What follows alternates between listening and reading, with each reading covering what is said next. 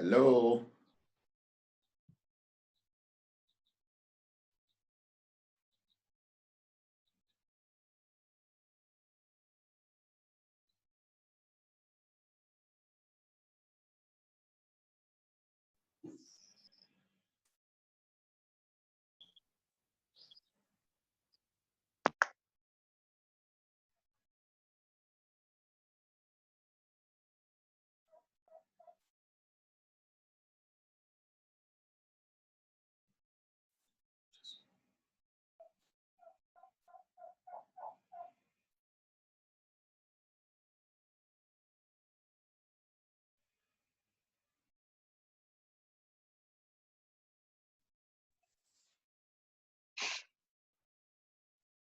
So we continue with this presentation.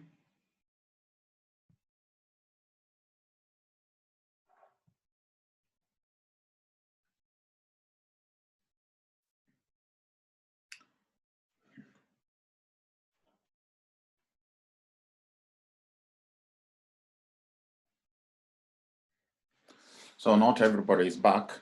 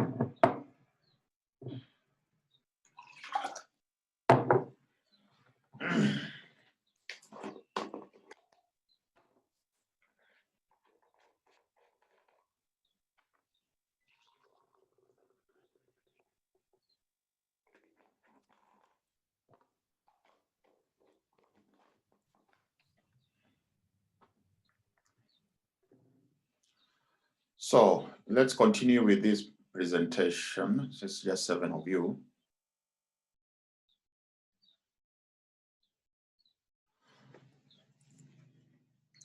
I hope the others are also, I hope the others are coming. This is 7 of you. This class continues up to 11 o'clock, isn't it? 11:30.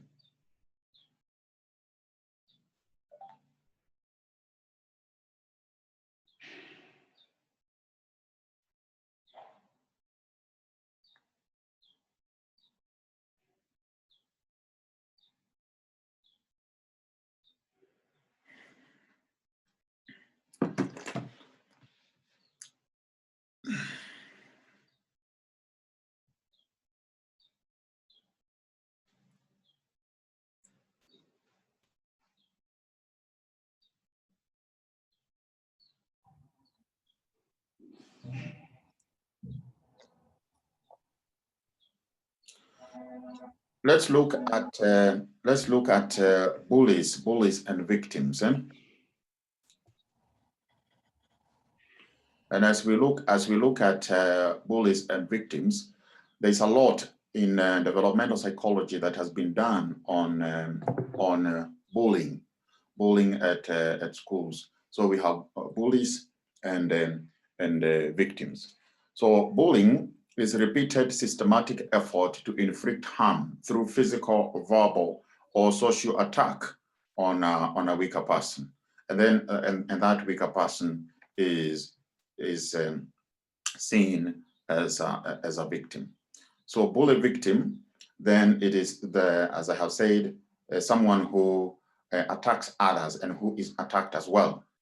Also called a provocative victim because he or she does things that elicit bullying, such as stealing a bowling pencil, and this happens a lot in schools.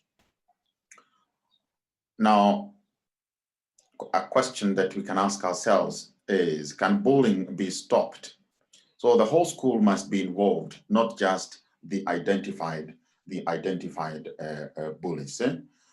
So much so that there is the conscientization on the importance of treating each other with respect, but not in treating others as victims and therefore as recipients of mistreatment.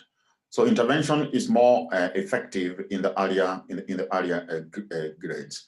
That if bullies are identified, that they are dealt with in school in relation to treating others as victims by the not only the teachers but also that conscientization among the pupils themselves at school.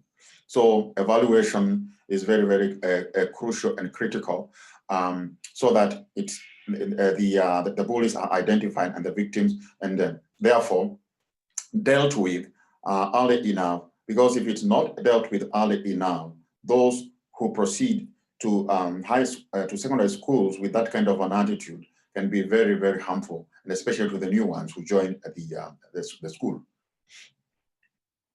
In relation to children's moral values,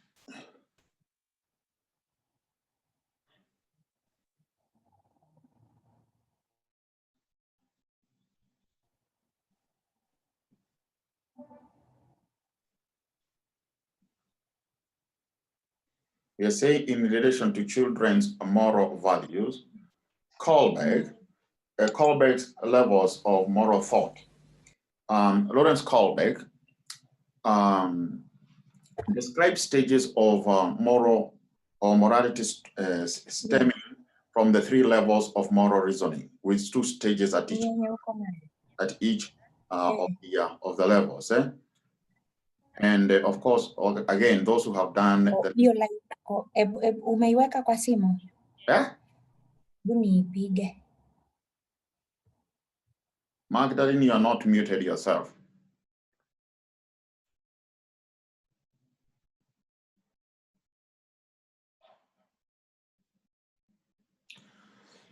So Roland Kohlberg then talked of 3 levels of moral reasoning. And of course, each of these stages of moral reasoning has 2 stages in each one of them. And therefore, he talks of pre-conventional moral reasoning and emphasizes rewards and punishment, especially in the stages 1 and 2. Then he also talks of what is called conventional moral reasoning and emphasizes on social rules. You know, the 3rd stage is about conformity, while the stage 4 is about law and order. And he talks also of the post-conventional moral reasoning, which emphasizes on moral principles. Stage 5, of course, on social contract, and stage 6 on the universal principles. Again, those of you who have done legal and ethical issues with me, you have done, or we have done this and dealt with it in more detail. So then the children's moral values looked at from the point of view of this moral reasoning that was proposed by Kohlberg is seen from this point of view. Of course, pre-conventional morality, we are talking of younger children in early childhood. Conventional moral reasoning more in the middle childhood, and post-conventional morality already in adulthood. Now, moral reasoning, again, looking at it now in more detail from the point of view of Lawrence Kohlberg. In conventional morality, the goal is to get rewards and avoid punishment, and this is a self-centered level. Stage 1 is might makes right. So it's a punishment and obedience orientation, and the most important value is to maintain the appearance of obedience to authority, avoiding punishment while still advancing self-interest. So don't be caught. Then stage 2 is look out for the number 1, an instrument and relativist orientation, and each person tries to take care of his or her needs. And the reason To be nice to others is so that they will be nice to you. Those more or less is in early childhood. And there in middle childhood, emphasis is placed on social rules and regulation. As I've said, it is about conformity. This is a community-centered level. Stage 3 focuses on on the good girl, the nice boy, who is praised by others. So social approval is more important than any specific reward. And first, stage 4 is about law and order. That's proper behavior means being a dutiful citizen and obeying the laws set down by society, even when no police are nearby. Then, of course, the post-conventional reasoning emphasis is placed on the moral principles, and this level is centered on ideals. So the 5th stage is a social contract, obey social rules and regulation because they benefit everyone and are established by mutual agreement. And if the rules become destructive, or if one party doesn't live up according to the agreement, the contract is no longer binding. And under some circumstances, disobeying the law is immoral. And the 6th stage deals with the universal ethical principles, general universally valid principles, not individual situations or community practices. Determining right or wrong or ethical values such as life is sacred are established by individual reflection and may contradict egocentric level, social and community level values. Now we can criticize this theory of Kohlberg. Kohlberg ignored culture and gender in relation to his development, because Kohlberg's level could be labeled personal, pre-conventional, communal, that is conventional, and worldwide, and post-conventional family is not included. And the participants in Kohlberg's original research were all boys. No girls were involved in doing this or coming up with this particular theory. So the issue of gender here is biased to the female gender. Now, children develop their own morality guided by peers, parents, and culture. Now, culture comes first because then you're born into a certain culture, socialized by the parents and the significant others as they grow up, the so-called MKOs, the more knowledgeable others. But of course, most of the socialization, or most of the what will come later, the morality, is through the interactions of peers among themselves. So concrete operational cognition gets them to think about morality and to try to be ethical, because as I have said, their cognition is already developed. The brain is developed almost to maturity, and therefore the level of cognitive development is much more, is concrete, leading to the last stage, which is the formal operations that comes with adolescence and adult life. So when child culture conflicts with adult morality, children often align themselves with their peers because they want to do what they see others are doing and rewarded, following the theory of Bandura, that children tend to learn more what they learn by observation. What has happened to that file?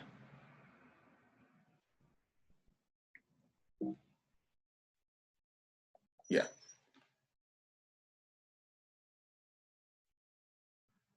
Share screen.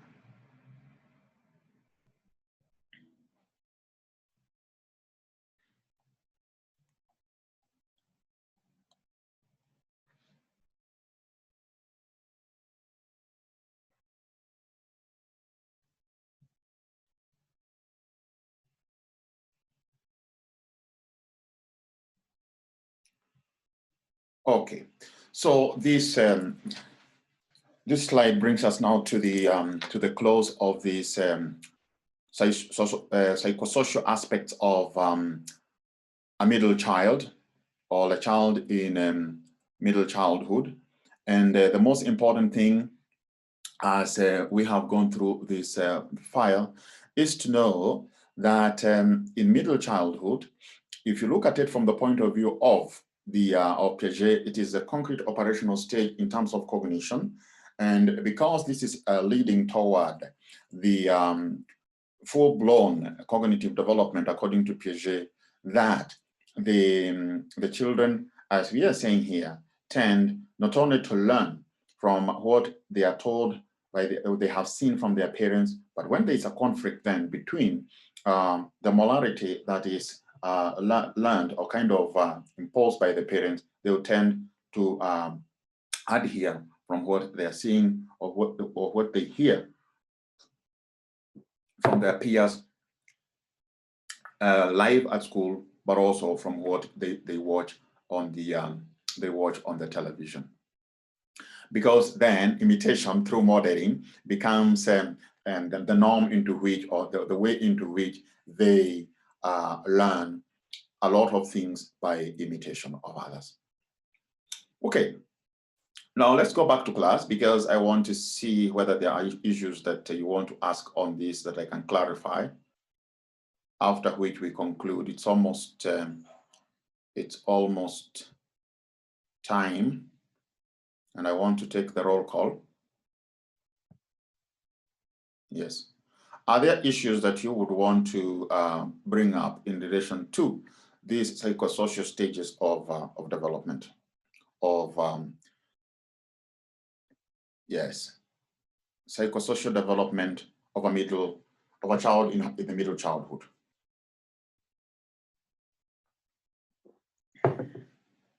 Any issues?